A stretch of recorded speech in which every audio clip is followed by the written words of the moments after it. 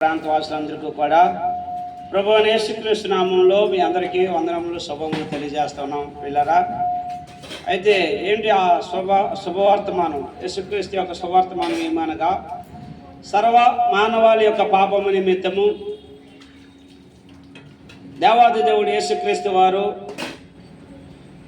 2026 సంవత్సరాల క్రితం కన్యక గర్భాన జన్మించి 33.5 సంవత్సరాలు ఆయన భూమి మీద మానవుడిగా జీవించి చివరి 3.5 సంవత్సరంలో దేవుని రాజ్య సువార్త ప్రకటించారు మానవుడిగా ఉంటూ ఉండగా.